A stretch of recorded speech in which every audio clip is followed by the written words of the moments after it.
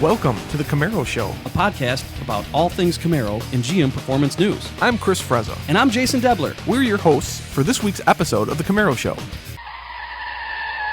Whoa. You okay, man? Yeah. Good thing I was buckled in. Yeah. Crazy driver. We're not in the studio this week. Yeah, we're out doing some car stuff or something. But we thought we'd bring to you one of our favorite episodes. Yeah. It's kind of a best of show. Yeah, we're gonna do this every now and then when we have to, and also just to kind of have some retrospect on some cool things that happened in previous podcast Absolutely. episodes. So we'll be back live next week. Yep, we'll see you then. See ya. Episode number 172, CamaroFest VIII.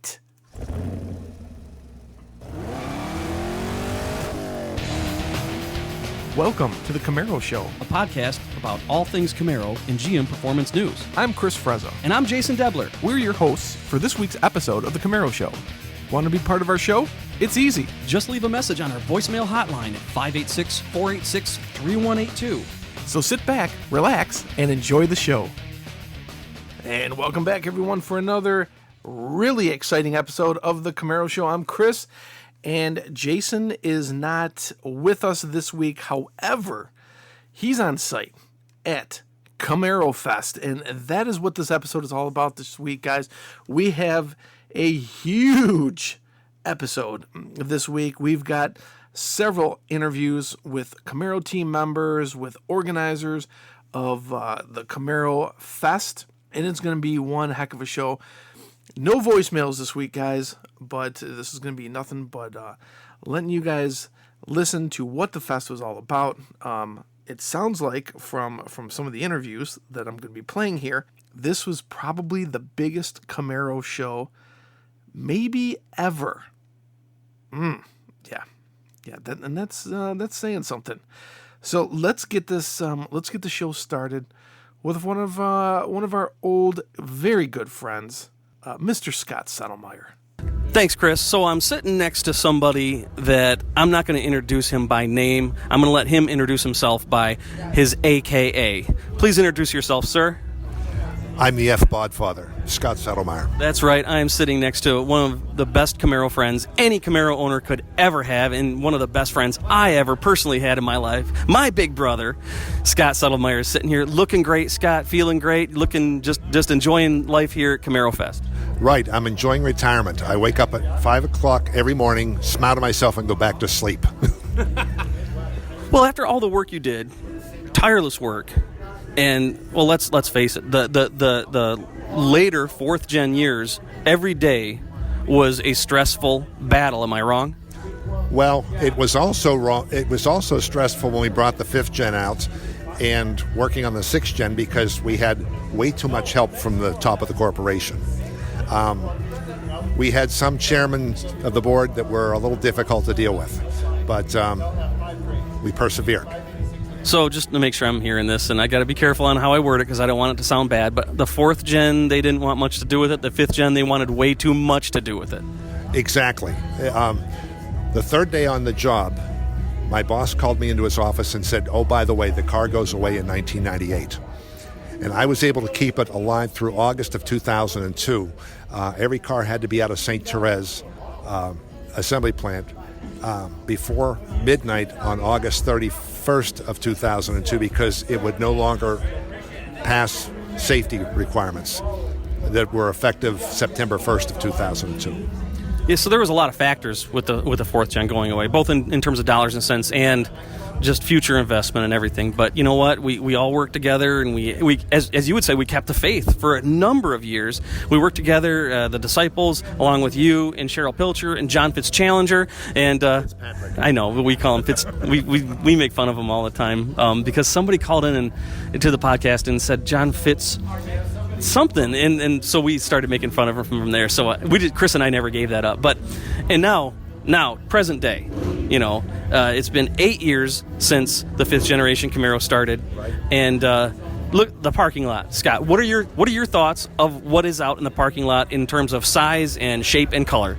I'm absolutely in awe. I think this is probably the biggest Camaro event ever. I don't know the counts yet because Joe hasn't given them to me, but he will give them to me on Sunday. And I'm hoping that we're over 1,000 cars. I think at the rate that they're going, based on what I've seen out there, I agree with you. This is such a cool event, and I'm going to be talking to Joe Bella and Mike Lee a little bit later on in the evening. But we've both been to some big Camaro shows, and this hands down is it's almost busting at the seams with Camaros. There's so many here, and they're 5th gen and 6th gen. There's like no old Camaros out there. There's a couple here and there, yeah, but not by a small percentage, yeah. There may be 1 or 2 of each generation, but everything else is 5th and 6th gen. You know, that's right. I didn't even stop to think about that. Why do you think that is? Well, because this was started by CamaroFive.com and then by CamaroSix.com. Joe and Mike have pretty much taken it over. And I think it couldn't have grown without it being kind of detached from one central community and just become a for all Camaro owners. I think that might have been a bit of a throttle, if you will. So it's spectacular. And this is just the night before the big day. The big day is tomorrow. The drag racing, the autocrossing, all the vendors and everything. So like I always say, and I'll probably continue to say throughout these interviews for the Camaro show, nobody likes to hear about an event they missed. So we're talking about this in hype that next year is going to be even bigger, because I've already confirmed verbally that there will be another one. We don't know where it's at or anything, but there's going to be another one already. So just like when the 5th gen came out, the Camaro team was already working on the 6th gen. Now CamaroFest, we're working on 2 generations ahead. Now you're doing 2 generations ahead. So with the 6th, we have been. Really? Yeah. Because of corporate average fuel economy. Oh, so you have to. So Chris and I always were under the impression that, as soon as the 5th gen came out, the 6th gen started, but not the 7th gen. Am I saying that right? We're working on the 7th gen and the 8th gen. You heard it here. I think it's, and you know what? I know it's interesting to notice. You said I can't be fired. Well, I was gonna say you said we. Well, it's hard to not say we. I know. That's what I was mentioning. Yeah. Well, Scott, it's so good to see you, old friend, and I'm glad you're just healthy as a horse and look like $1 million and obviously enjoying life, and you deserve it. Like I said, you worked so hard, tirelessly for so many years, and now just enjoying your retirement. And can people expect to see you at more shows in the future? I'm self-funded now, but yes. As you probably know, I had a health issue last year, and I had a lot of prayers, and I'm a walking miracle. So I thank everybody for their prayers. Well, you are more than welcome, because you certainly deserve it, and you probably have even more friends than you know. For everything you've done for the Camaro and for the people that drive them, thank you, Scott. Thank you for interviewing me. Always good to hear from Scott, man. And man, he's dropping some stuff here. He's retired now from General Motors, and you can tell he's not holding back. So good to hear from you, Scott. I can't wait to see you again.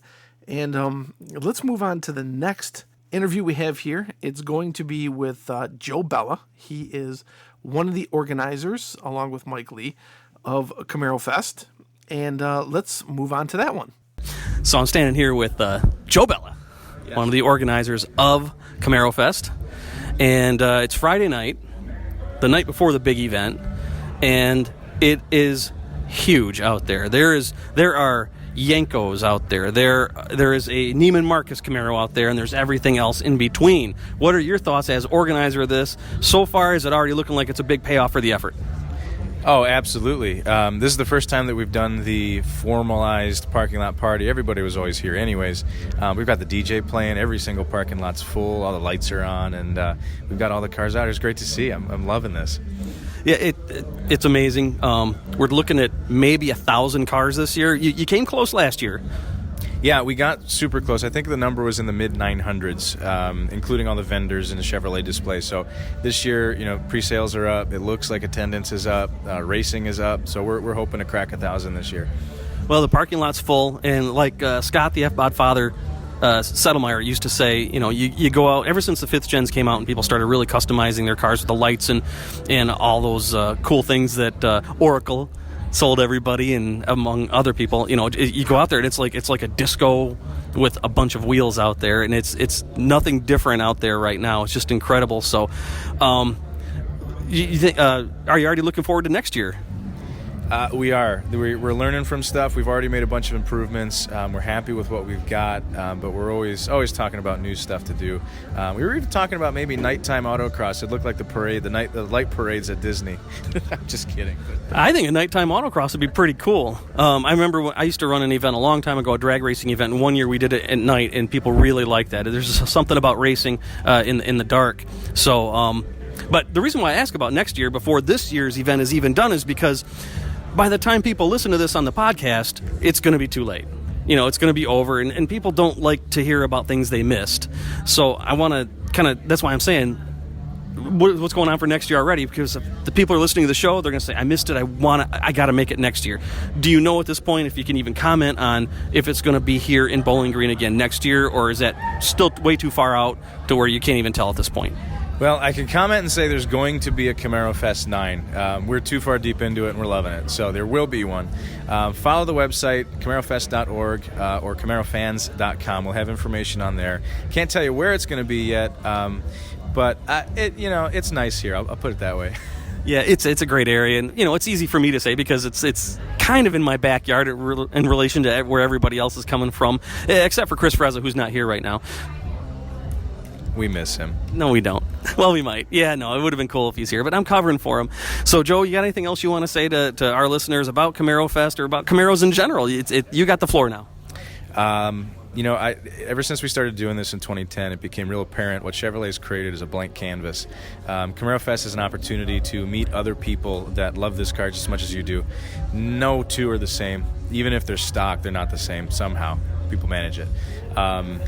We race. We hang out at the night in the parking lot. We show the cars. It's just a great time. If you missed it this year, we're sorry. Show up next year. It's going to be just as big, if not bigger. If you have any suggestions or comments or whatever, drop us a line. We're always welcome to hear them. And in addition to the websites, the social media outlets, what is the best way for people to follow you? The biggest one right now is Facebook. If you look up at the CamaroFest on Facebook, you'll find our page. We've got a group as well. You can request to join just so you can get updates, but we pretty much include anyone who has a Camaro on their page. That's a good one. There's a lot of activity there. Next year, we're looking at in your Instagrams, your Snapchats. We want to put out some hashtags so people can cover all this for the folks that can't make it.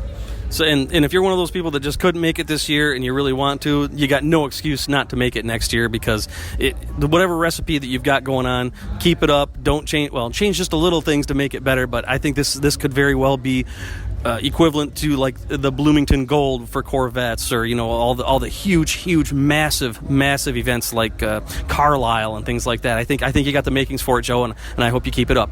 Well, thank you. That's some very big praise there. We'll do what we can to fill those shoes. All right. Well, good luck to everybody tomorrow. I'm not going to be able to be there for part of the day due to my obligations to the state of Tennessee, but I'm going to try to make it tomorrow night, and I'll be hanging out with you then. So thanks, Joe. All right. Thank you. Pleasure to have you. Outstanding. Oh, always good to hear from Joe. And what a lot of effort that they put into putting together this huge event called CamaroFest. This is the 8th one now. And if you guys are stuck under a rock somewhere and you haven't heard about this, CamaroFest.org will give you the information. And it sounds like number 9 is coming at you next year. Yet to be determined location, but I'm saying Bowling Green probably has a very, very good running right now. So let's move on to our other interviews here. And Jason has now moved on to the Camaro team. And as you all know, the Camaro team brought a lot of people down to Bowling Green to check out the fest and participate and all that good stuff. So here is the first interview. All right. Got another special guest here. I'm out here by the DJ, so there's going to be some music in the background. But what I'm also standing next to, in addition to this person, is a brand new, I guess I got to think this is this a CTF car? Yes, it is. Okay. CTF car, convertible. What's the color? This one is the red tin coat. Red tin coat with the new front end that I've been advocating for I don't know how long, saying wait till you see it in person because of the compound angles and the depth that you just can't capture in film. And I'm here to talk about that with you, Mr. Jim Kalahar. Thank you. Nice to be here with you. So let's talk about that front end. It's been very, very polarizing. A lot of people say they love it. A lot of people have been not so kind with their words. So, first of all, we're pretty aware that the Chevrolet hears those things, and even though they don't address each one individually because they can't, they still absorb that. So, if you can, tell me what, if you wanted to give any kind of response to those who've been complaining about the front end, what would you say to them? You have to see it in person. So we've talked to a lot of people in the last couple days at the fest, and the vast majority of them said, we didn't like it when we saw it in the photos, and now that they're seeing it in person, they are okay with it. There's still some people that are a little bit upset with the placement of the flow tie, but we think they're going to come around. Anytime we've changed the front end of the car, we've gotten plenty of feedback, and generally the people come around over time. And I'll agree to that. I mean, back in what we say the old days, the old 4th gen Camaro days, when it went the front end and the tail end mid-cycle refresh with the 1998 Camaro, everybody said it looks like a catfish. It's too bubbly. It's this, that, and the other thing. But next thing you know, it became, relatively speaking, a hit. And I think that you've got another hit on your hands. It looks very, very good. It has detail. It has depth. It is still aggressive, but yet it's not. It's not obnoxious. Well, we think it still looks... Speaking of obnoxious, we think it still looks like a Camaro. And when it was designed, we wanted to make sure that we didn't lose the Camaro look to the car. We think it still does, and our customers, I think, are going to come around and understand it. I'm going to make an assumption that you did clinic this car. We don't clinic Camaros. No? So I would think that if you did, if you showed it to them and said, what kind of car is this? They would still say, looks like a Camaro to me. I agree. And I say we don't clinic them. We clinic them internally because cars like this are hard to clinic because you can't disguise them. And the people understand what they are when you're clinicking them. So they know it's a Camaro, so we're not learning anything from them. So based on, our team and how well we know our customers, we think we have a pretty good idea of what our customers are going to react to. We weren't surprised with the reaction to this one, and we think that they're going to come around like they always have. Well, I'll agree 100%. So, and I'll echo what I've been saying and what you've been saying. We're all saying the same thing. Get out to a show, get out to a dealership, and take a look at this before you really pass any judgment on it. It's a good-looking front end. It does indeed look better in person. Even the 5th gen, you had to kind of see that in person, too, because if you weren't hitting it at just the right angle on a professional level, you weren't going to capture everything that's complex about it. So, Jim, thank you so much for the time, and thank you for bringing this car out here. And what an awesome event, huh? Thanks for letting me be on the show, and awesome event. We're having fun out here tonight, letting people see our new lights, and I think they're really enjoying it. Yeah. You know what? I'll just say that the headlights alone are so effective. They got a great cutoff. It's just incredible lighting. So you're doing everything right. Keep it up, and like Chris and I say, you guys know what you're doing. And we have a lot of there's the cop. There's the cop. All right. Hope he's chasing down a Mustang. Well, me too. Thanks, Jim. Take care. Thanks again. Always good to hear from Jim Kalahar. Great guy. Been working on the car for a while now. So, for those of you who are still kind of poo-pooing the front end, the mid-cycle refresh, wait till you guys see it in person. Please. Yeah, please. Now, all right, here's our final episode, or our final interview of the show. We're going to leave it for none other than Chief Engineer Al Oppenheiser, and he's going to talk with Jason. And the party continues at CamaroFest Friday night at the convention center.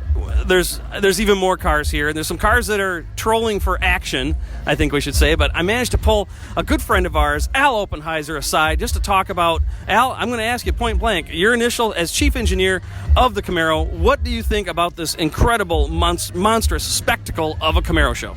I love this, Jason. This is the third year here at Beach Bend and Bowling Green. And I kind of wondered if you get the same participation, but I could sense once I got here this afternoon to Beach Bend and tonight for the big car show, you can feel the attendance is much bigger than it's been the last couple of years. There are way more cars here than I've ever seen. I was talking to Joe Bella earlier and a couple other folks, and they're saying they're predicting well over 1,000 cars, no problem this time. And I got to think, you probably agree with me on that. Definitely agree. Like I said, they've run out of hotel space here. This is the big car show night, and you were here earlier when they all rev their engines and the exhaust. It's like a thing. It's really cool. You can just sense the volume of people here. And actually, I won't say this is why, but one of the things that we felt we wanted to do this year was we brought 17 people down from my Camaro team to be part of it, which is probably the biggest crowd we've ever brought from the Camaro team. And have they all been to a Camaro show like this before, or?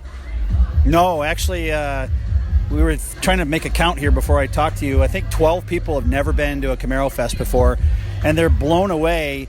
And we don't ever take it for granted, but I love watching the eyes of the new people here from the Camaro team that when somebody walks up to them and says, well, excuse me, but I hear you work on the Camaro, you did the chassis or whatever, would you sign my car? And they're just like blown away that somebody would ask them to sign their pride and joy because it makes you part of their car and kind of makes the link from the manufacturer to the customer. And so I thoroughly enjoy watching my new team members being able to experience that here. I think it's pretty cool that you did that too, because I mean they go to work every day and they work really hard on this car, and it shows, and we'll get to that in a minute. But now they get to actually see people on a grand scale enjoying literally the fruits of their labor, you know, and seeing, okay, now I really see the magnitude of what I do, how it impacts the people and how much they love it. And it is crazy out here. This is probably, I've been to a lot of shows, and I've said this in a couple other interviews that I've had, been to a lot of Camaro shows, and this is, I think, the biggest one hands down. And it's all because of the work that you and your team and the rest of the men and women at Chevrolet do. It's incredible. So I think I'll say on behalf of everybody here, thank you very much for I'm sure you work long hours and long weeks, and thank you very much for that. Yeah, it's been a long year. As I mentioned to you, I took the last 2 weeks off to kind of recharge my batteries. But one of the other things that we felt was important this year to come in numbers was, and I know you guys have talked a lot about it on your podcast, the reaction to the 19. It's the typical love-hate relationship with a Camaro, and you got to think back to the original concept car. I tell people, think about this. When we launched the original concept car in Detroit at the North American International Auto Show in January of 2006, everybody was, there were men weeping, all the great stories you hear. There were actually people that emailed us and said, why didn't you make it look like a 69? So you're never going to make everybody happy, but the fact that it makes people talk love, hate, and it's polarizing, that's why you have a huge turnout like this. And I want my team here to be part of this with the Camaro customers. And we've got, I don't know how many we've got, at least a dozen of the 19s here from every flavor, from the Turbo 1LE. I drove a 2SS convertible down here. Take a look at them. When people see them in person, they tell us, all day today they told us, God, that really looks great in person. So I don't know who your photographer was, but you need to do something different. I mean, I don't want to take away from the people that do all that work, but I got to tell you, evolve with the Camaro family. That's why we're here. We want to interact with our Camaro customers. We've listened to you, always have listened to you, whether it's the passenger seat that's adjustable back in 2011. I remember that. Yeah, I know you do. And then now this year we've got the full display mirror. So everybody that's complained about, I can't see because of those big rear pillars, now you've got a full display mirror that has a camera in the back of the car that gets rid of those pillars, and it opens up a 270-degree view that now you can see completely behind you. So we're here to tell our customers that we listen to you. Even the styling, we listen. We have to keep evolving and stay one step ahead of our competitor. And you're doing just that. I mean, I won't go too deep into this, but Chris and I, we do the sales numbers reports and everything, and I say, listen, Bugatti only sells a handful of cars a year, but they're still making them because they're still making money off it. And I got to think, and I don't know if you can comment on this being a GM employee, and I'm not asking you to, but I'm just going to say again that it's not about numbers. It's about margin and putting out a quality car at a great price and still staying in business and making it valuable to not only the driver and the owner of the car, but of course the business being Chevrolet and General Motors. Yeah, you said that last Sunday on your podcast that you guys weren't really concerned about it because you didn't see that we were concerned about it. A $59 challenge release, that's a good deal for now, but think about it long term, how many off-lease cars are going to be out there and down the road. We are in the business to sell an iconic halo car. We're not going to chase sales necessarily. That's not our model.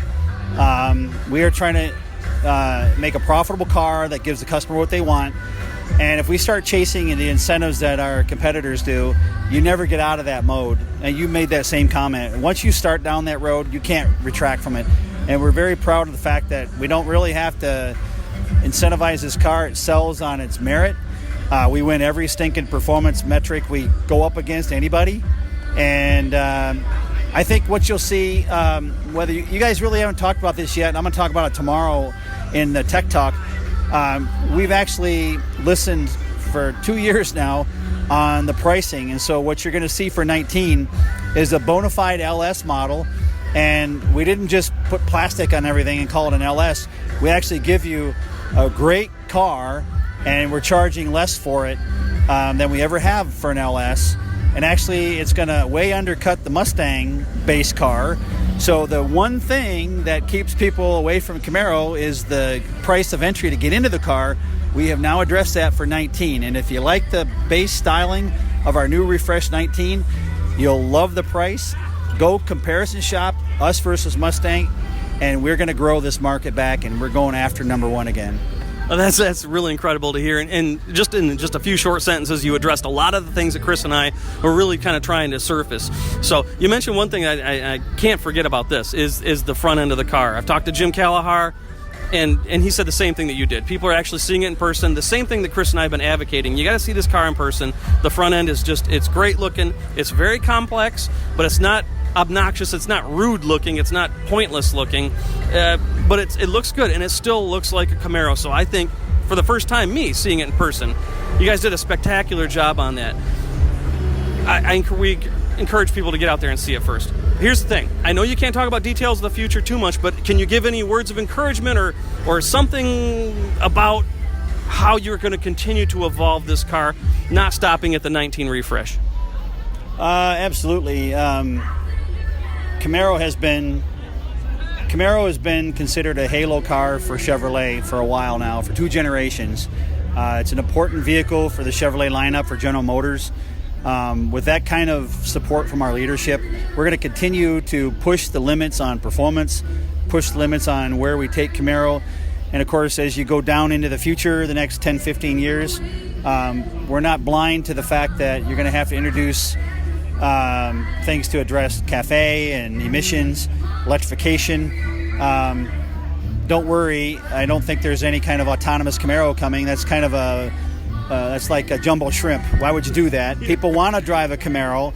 We're always going to go after the visceral feel, so that when you get behind the wheel of a Camaro, it's like, God, my dad had one of these, my mom had one of these, my brother or whatever. Somebody had one of these in the past, and somebody that buys a Camaro in the 2020 X year is going to get in and have that same visceral feel as they did back in 66, 67, when the 67 came out in 66.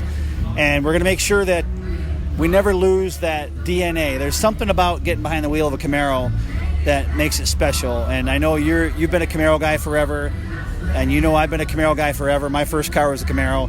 There's so many people here at CamaroFest that their only car or their favorite car has been a Camaro. We tap into that, and we're going to never lose that spark, that DNA, that whatever feel that makes you want to buy a Camaro and get in it, no matter what that means from a technology standpoint, whether it's electrification, whether it's new technology, new features, whether it's 1,000 horsepower engines. We're going to be there, and you can bet your ass we're going to be shooting to be number one. Yeah, say no more, my friend. I think that's awesome. I know I probably caught you off guard on that last one. I was just kind of not sure where I was going to go with it. So thank you for saying that. No, it's a good question. I think a lot of people are going to love hearing those words, though. We've known each other for a long time, and you've met all my team. We love to come to work every day and work on this car. We've been lucky enough to be responsible for in this time frame, of what I think is the golden age of cars. They're going to take a different avenue down the road. But I'm telling you, Jason, I think that there's still going to be a need to come home from work and peel off the car cover and get behind the wheel of something. And I want that, and my team wants that to be a Camaro. And so we're not going to lose that thing that makes you want to get behind the wheel of a Camaro, no matter what it is. That's awesome, Al. I mean, it's almost bringing a tear to my eye, dude. All right. I'm going to let you get back and join the huge festivities out there. And take a look around, man. This is because of the work you and your team did. You got to be proud. You got to be proud. So thank you, Al, for everything, and thank you for the time, and go enjoy the rest of the Camaro community out here, because there's a lot of people that probably want to talk to you as well. So thank you, Al. Thanks, Chase. No problem. It's always great talking to you. I promised you guys an interview. I still promise you that. We'll do a 19 thing with you and Chris coming up sometime this summer. Sounds good. We got production starting at the end of the summer for 19. Why don't we set something up for then? Well, yeah, absolutely. We'd love to. I still miss the beers and gears thing. I never got over that. That just did not take off. It was fun, but I don't know what it was. Had some good beer though. No, we did have some good beer. It is some good. Speaking of which, thank you for the beer you brought me from Michigan. Yes. Yeah. And Chris, you didn't get one because you weren't here. But well, he owes me 4 of them. So. Oh, okay. Yeah. I brought Jason and Mike one from my private stock because my supplier is out. But well, Chris says it's harder to find than Hop Slam. It is actually. There's a good story behind the M43. I'll just say it's my favorite beer of the summer. Enjoy it. I will. Thank you very mumuch, Al. Thank you for everything. No problem. Way to go, Al. and I look forward to seeing you and seeing the 19 in person, and maybe having a couple of those M43s myself. Guys, thank you so much for joining us in this episode. Jason, awesome job on site getting those interviews, dude. And I wish I could have been there so much. Oh, it's killing me to listen to these and watching all the posts and the videos coming on Facebook. Oh, yeah. Well, there's always next year. CamaroFest 9. So stay tuned, guys. Stay tuned, and thanks for hanging out with us in this episode. And if you like what you heard, please let us know. Facebook.com/Camaro Talk Show. You can hit us on Twitter at Camaro Show, or voicemail line. And 586-486-3182 is the number. We're going to be holding all the voicemails. So maybe you heard some of those interviews and you have more questions. Get your voicemails in. Until then, guys, we will see you next week. Thanks for listening to The Camaro Show. Don't forget, drop us a voicemail at 586-486-3182. We'll see you next week. See ya.